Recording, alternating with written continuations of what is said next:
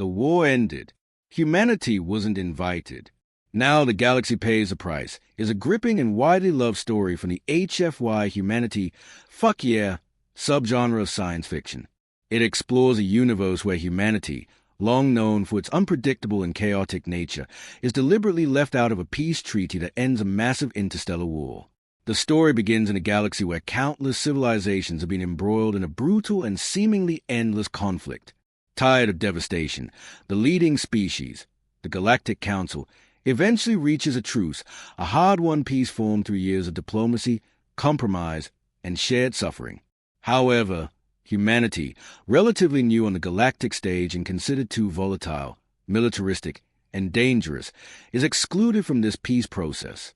The reasoning is simple: humans are too good at war. Their adaptability, creativity under pressure, and sheer refusal to surrender make them uniquely terrifying. Rather than risk upsetting the delicate balance of peace, the Council decides to shut humanity out of the agreement entirely, hoping they'll fade into irrelevance or at least stay confined to their corner of space. But humanity does not fade away. The story follows the aftermath of this exclusion, detailing how humanity, wounded by betrayal, transforms into a hyper-efficient, militarized civilization with a singular focus: survival and strength. They don't declare war. They don't ask for reparations. They simply begin to prepare. And that preparation takes on a form that leaves the rest of the galaxy both awestruck and terrified. The human species, driven by a sense of injustice and forged by generations of conflict, turns their entire civilization into a machine of progress and power. Their technology surpasses galactic norms in record time. Their fleets become legends whispered about in backrooms. Their soldiers become nightmares. One by one, border skirmishes erupt. Pirate groups that once harassed human outposts vanish. Mercenary fleets that were once feared start refusing contracts near human space. When asked why, the answer is always the same: they came. We never stood a chance. As the galaxy watches, unable to intervene due to the very treaty that excluded humanity, entire sectors begin to shift. Planets mysteriously change allegiance.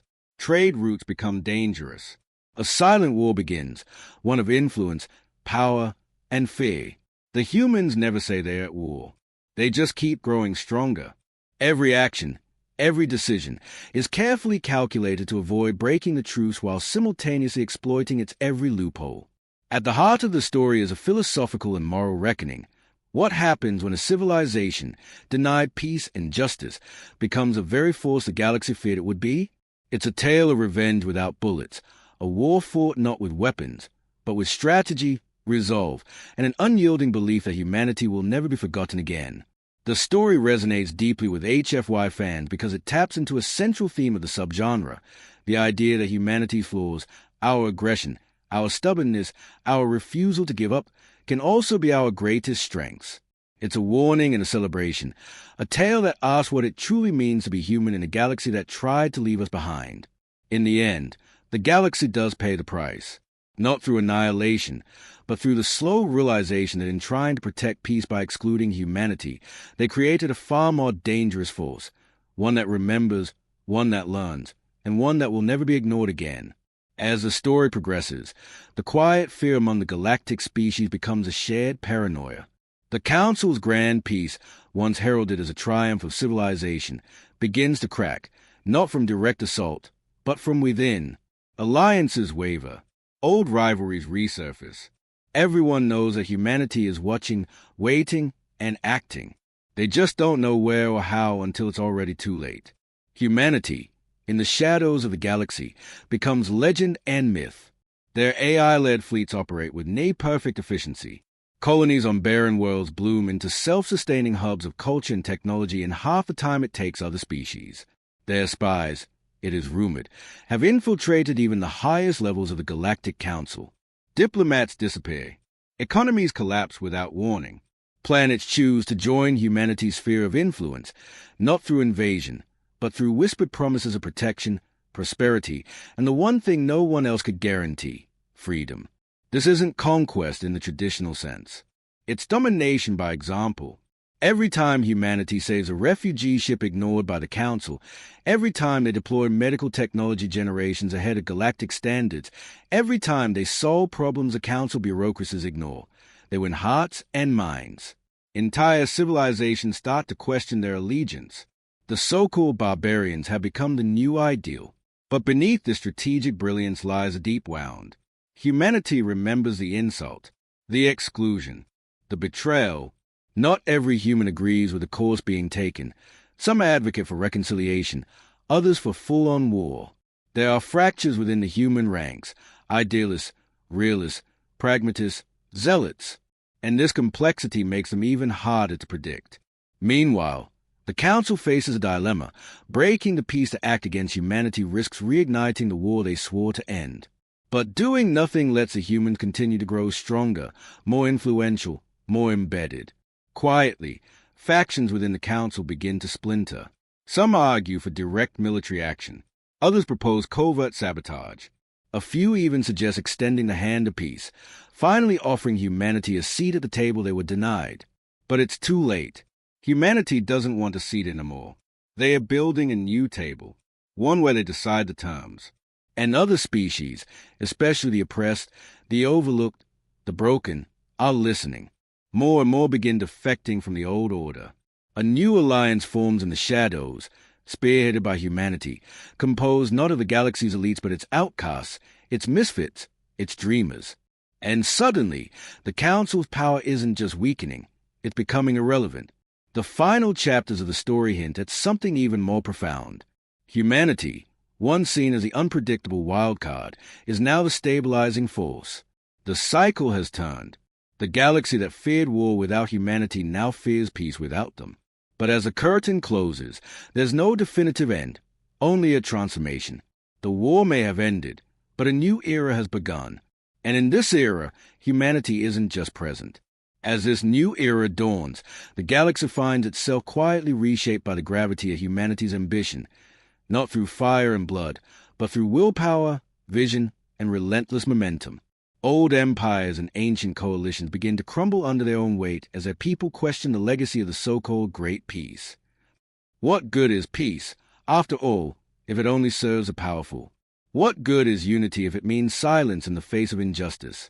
In response, the human-led alliance, often referred to in hushed tones as the Accord, begins offering an alternative, an interstellar framework based on merit, mutual aid, and self-determination.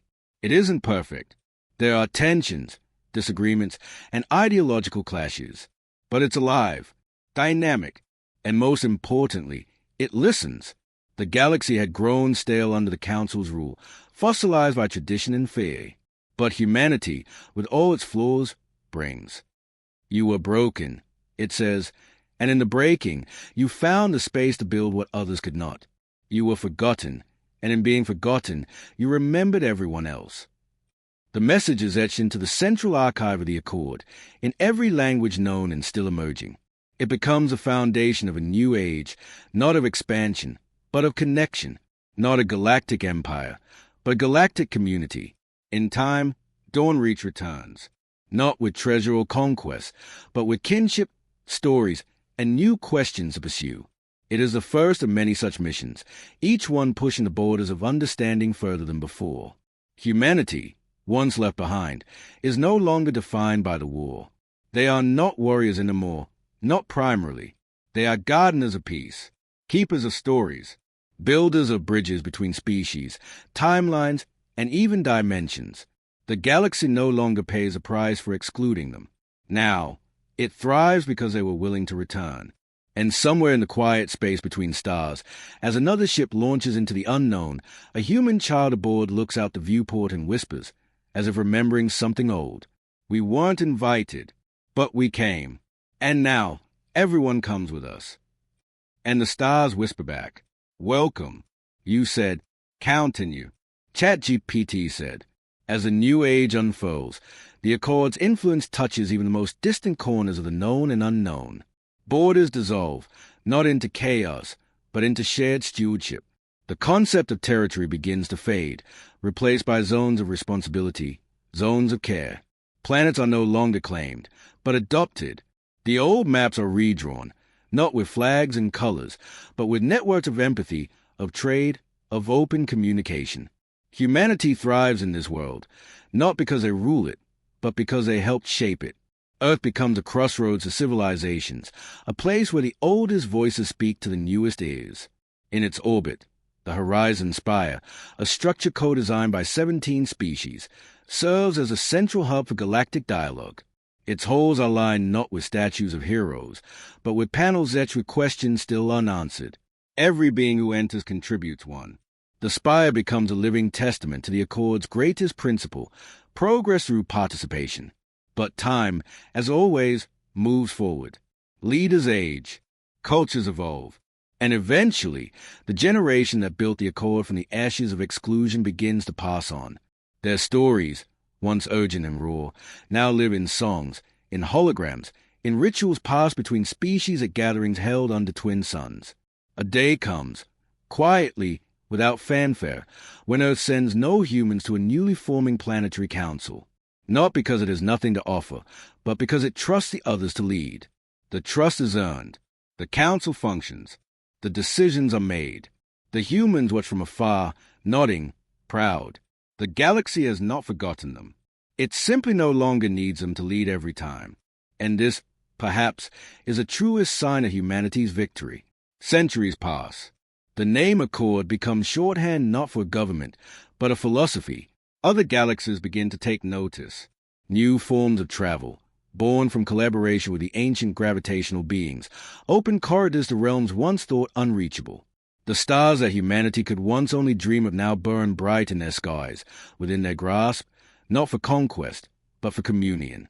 One final tale emerges, a whisper among travelers, scientists, and poets. Somewhere beyond even the edges of the new maps, there is said to be a vessel, ancient, human, its beacon long since faded, its crew buried in history. But its hull bears an inscription etched in every language now known. We were the ones left behind, so we built a place where no one would be. And beside it, smaller, added later, a message scrawled by a child who once visited the ship. They kept the light on, so we could find our way. And the galaxy did, not just because humanity returned, but because they reminded everyone what it meant to belong. With voices heavy from centuries of history, and they still remember the moment they were left behind, not out of spite, but because it reminds them of everything they've built since. The galaxy, once too afraid to invite them, now cannot imagine a future without them. And in every star, every child, every language spoken across the billions of systems bound together by a shared dream, there's a trace of Earth. Not the Earth that was, the Earth that refused to fade, the Earth that rose when no one believed it could, and in doing so, changed everything. Forever. But forever, too, has a rhythm of its own, a pulse that beats in cycles of peace and peril, growth and decay. Even with the Accord at its height, questions linger. What does unity look like when memory begins to fade? When the generation that lived through the exclusion grows old, and the stories become lessons rather than scars? Humanity, ever watchful, senses a shift, not out of paranoia, but from history, etched deep into their bones. They know that peace is not a destination, it is a discipline, and disciplines must be practiced, challenged, refined, so they don't let themselves become complacent. They evolve. Earth itself, now more symbol than capital, becomes a sanctuary of remembrance and education, not a museum of war, but of resilience. Its skies are dotted with floating universities. Its surface rebuilt with painstaking care, preserving nature, history, and culture. Pilgrims from all over the galaxy walk Earth's forests, swim its seas, and listen to the last recordings of those who watch the stars and dream not of domination, but of belonging, above the planet. In the Lagrange rings, orbit massive space stations designed not for war, but for diplomacy, exploration, and deep space research. Humanity's old warships, retired, not destroyed, preserved, quiet monuments in the black, silent and watchful, reminding the galaxy of the price of ignorance, not to threaten, but to remember. Meanwhile, the younger species begin stepping into their own. Once overlooked by both the Council and humanity, they now rise through the Accord's structure as inventors, artists, philosophers, and visionaries. A silicon-based race from the collapsed stars of the Darnak Expanse proposes a new form of interspecies democracy. A fluidic, song-speaking people from the kelp cities of Thalassia teaches the Accord how to mediate conflict with harmonic resonance instead of words. Humanity watches with pride and a quiet ache. The galaxy is becoming what it was always meant to be. Yet, not all memories rest easy. A signal is received, faint, encrypted in a language older than the Council itself. It speaks of something outside the known galaxy, a presence that had been watching during the war, during the rise, during the fall. Something ancient, patient, and now curious. The Accord debates its meaning. Some call for caution, others for contact. But humanity? They remember a time when silence was a sentence, when being left out shaped the course of civilizations. They will not let that happen again. And so, a new mission is born. An interspecies expedition, not led by Earth, but blessed by it. Humans are part of the crew, but not the center. That role now belongs to all. Lyra Juno Kelzon's protege, an orphan from a shattered moon and a gifted navigator, takes the helm. A child of the Accord, raised not on fear but on possibility. They carry no weapons, just language, curiosity, and the accumulated dreams of a galaxy that once almost lost itself to division. As the expedition departs into the dark beyond known space, messages are broadcast back to the Accord, and one phrase is repeated across thousands of languages. No voice goes unheard. No world stands alone. This is a promise we keep. And deep within the void, stars yet unnamed await the echo, because the war ended long ago. But the journey has only just begun. The expedition, named Dawnreach, becomes more than a voyage. It becomes a beacon. As it slips beyond the edge of the galactic charts, leaving behind the well-mapped lanes and stabilized worm gates of the Accord, every transmission it sends back is received like scripture. Entire populations pause to listen. Children in distant asteroid colonies huddle near projection walls to watch shimmering holograms of new worlds, new lights, new questions. The crew, a tapestry of species once separated by suspicion and silence, now share meals, rituals, and dreams. On board, humans serve not as commanders but as guides, their legacy respected but not worshipped. They laugh when teased by their multilimb crewmates, meditate beside bioluminescent beings, and learn how to listen in a way their ancestors never could. The war-forged steel in their blood remains, but it's tempered now, matured into wisdom, not wrath. Out past the galactic rim, the crew encounters relics. Massive structures, older than light, humming with power. They are not abandoned. They are waiting. The transmission shift. Dawnreach reports brief contact with a being made of gravitational anomalies and antimatter threads, an intelligence unlike anything encountered before. It does not speak in words or symbols. It speaks in curvature, in the distortion of time, in the silence between pulses of quasars. It recognizes a crew not by biology, but by intent. It identifies the Accord as young, but unbroken. It recognizes humanity and hesitates. The captain, a quiet hybrid of methane breather and human lineage, responds not with explanation, but with a song. A simple melody from Earth, passed down through generations, a lullaby once sung during blackout nights in the war. Translated, adapted, carried across stars. The alien intelligence listens, then echoes the melody back, not perfectly, but with grace. And in that moment, history bends again. The being opens a channel not only to the Dawnreach, but to the entire galaxy.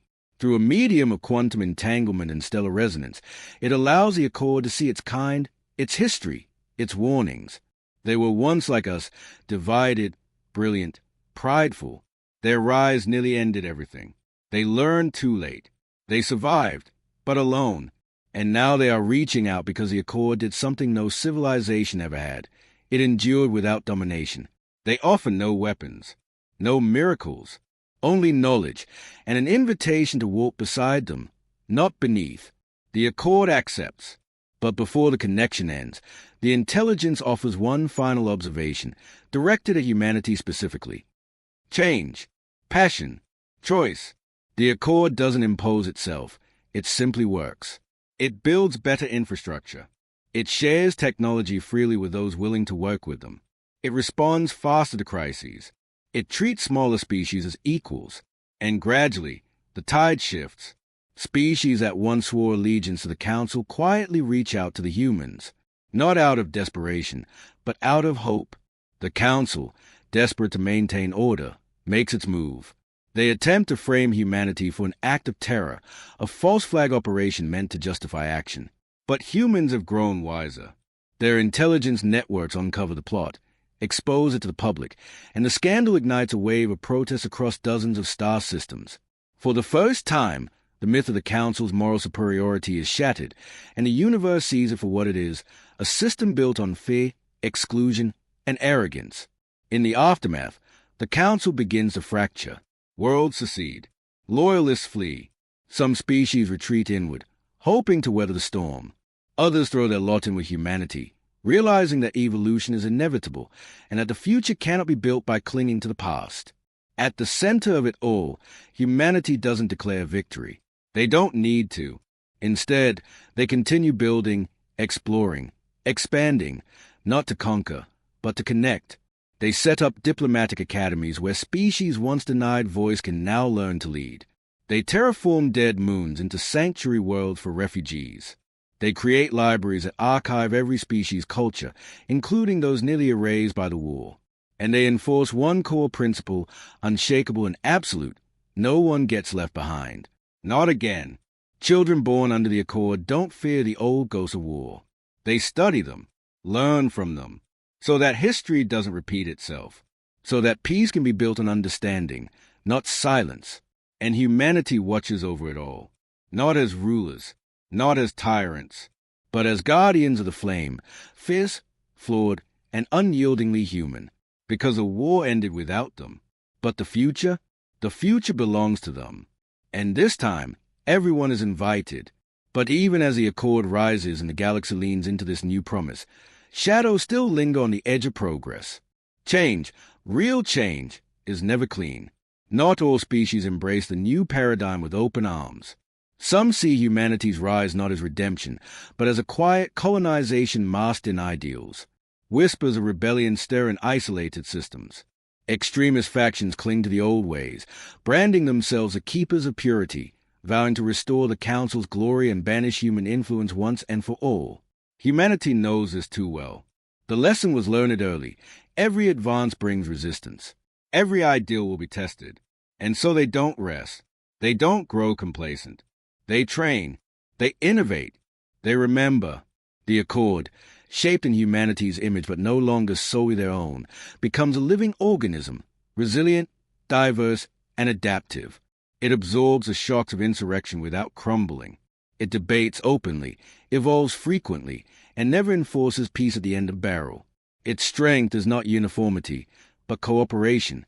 From insectoid thinkers who solve interdimensional equations to aquatic diplomats who settle disputes with ancient songs, the galaxy has never been more united or more alive. Still, across the stars, people wonder, what if the Council had done things differently? What if they had invited humanity to the table when the war ended? Would any of this have happened? The answer lies in a moment, a small one, often forgotten. A human captain once stood on the bridge of a stealth-class frigate, just months after the exclusion. He watched Council ships celebrate their armistice on the edge of Sol System. He said nothing, gave no orders, just watched, jaw clenched, as Earth was quietly forgotten. Then he turned to his crew and said, "Let them celebrate. We'll make history instead." And they did. Now, generations later, monuments stand not just to the fallen of Earth, but to the silenced voices of every world that was once left out. Statues of no single species, but of joined hands, clawed, feathered, scaled, and skinned, rising together. Children play beneath those statues. They speak different tongues. They share stories of loss and wonder. None of them remember the war, but all of them know what came after. Not a perfect peace, not an empire, something different, a beginning. And above them, humanity watches, not from thrones or towers, but from within, walking among them, teaching, learning, building, equal, but unforgotten. Because when the war ended, humanity wasn't invited. But they came anyway. And in doing so, they didn't just change the galaxy. They gave it a future worth fighting for. But the future, as always, isn't content to sit still. As the Accord grows and deepens its roots across the stars, new challenges emerge, some from without, many from within. With hundreds of species now collaborating under one banner, friction is inevitable. Ideological rifts flare up between worlds that once had no contact. Cultural misunderstandings spiral into planetary-scale disagreements.